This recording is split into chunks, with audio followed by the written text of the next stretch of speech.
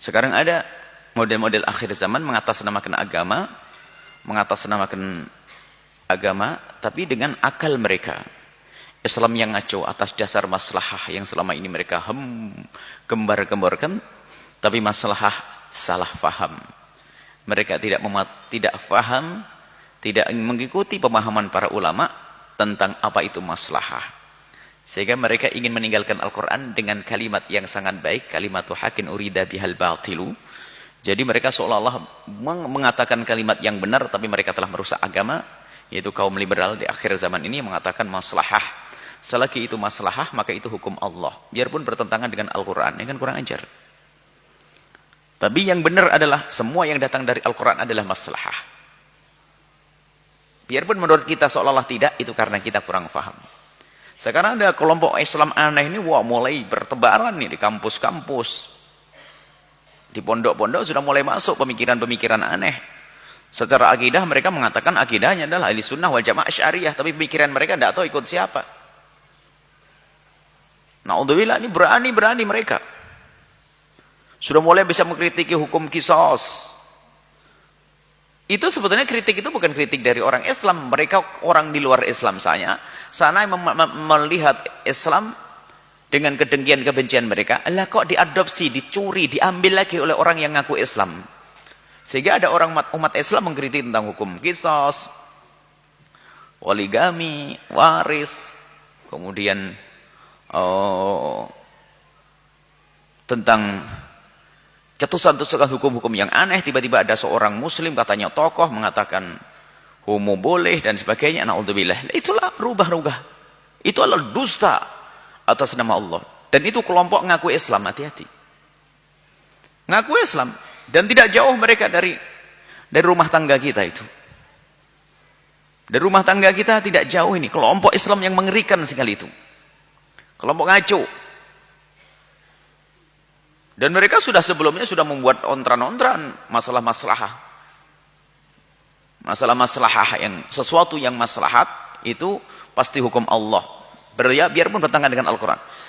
Sebetulnya pemikiran-pemikiran aneh begitu di Indonesia sudah terlambat itu. Di Mesir itu tahun 1925 sana sudah heboh dan sudah dipangkas habis tokoh-tokohnya. Indonesia sudah ketinggalan. Sok pinter lagi. Ngutip pemikiran-pemikiran Mesir, orang-orang Mesir yang sudah dipangkas oleh ulama-ulama Azhar. Sampai salah satu dari mereka doktor yang dikatakan hebat waktu itu punya pemikiran aneh, langsung dicopot kedoktorannya oleh Azhar. Itu sudah cerita lama itu. Muncul di Indonesia orang-orang kemarin sore seolah-olah lebih hebat, belajar di negeri kafir sana, keluar dengan muncul pemikiran-pemikiran seperti itu. Dan itu membahayakan. Itu termasuk merubah firman-firman Allah. Atas nama Allah dia.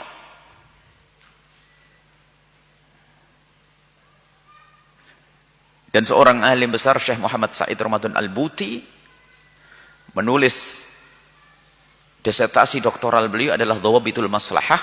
Sangat tepat untuk dibaca. Padahal ditulis berapa tahun yang lalu. Sebelum orang aneh ini lahir ya. Sebelum orang aneh lahir, Dr. Buti sudah bisa merangkum tentang permasalahan yang saat itu terjadi di Mesir, kemudian akan terjadi orang-orang aneh atas dasar maslahah tadi. Nah ini keunikan. Nah itu atas dusta atas nama Allah. Dolim yang paling besar. Nah itu kelompok bukan jauh dari rumah tangga kita. Mengaku ahli sunnah aja. Kalau Anda tanya sifat 20 juga paham dia, hafal.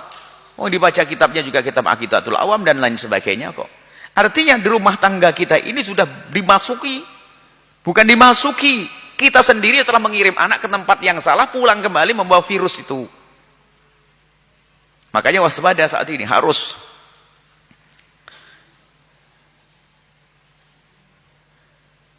Dan alhamdulillah ada sebagian dari mereka yang tokoh-tokohnya itu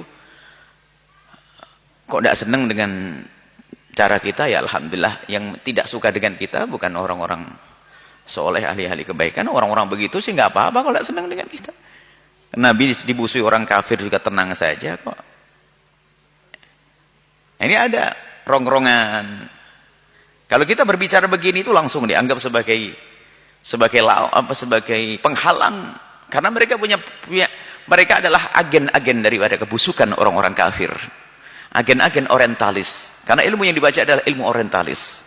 Mereka lebih belajar dari orang orientalis. Kita menemukan di beberapa tempat ada, atau katanya keluarga kita, satu payung dalam urusan akidah. Tapi kenapa? Marah dan sebagainya. Dan mereka mengadu domba.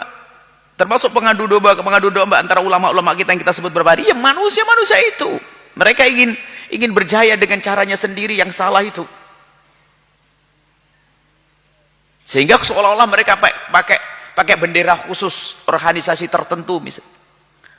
Bukan akidah Asy'ariyah lagi. Padahal yang punya organisasi tersebut tidak pernah mengajarkan akidah seperti itu. Dan ini bahaya sekali di akhir zaman ini.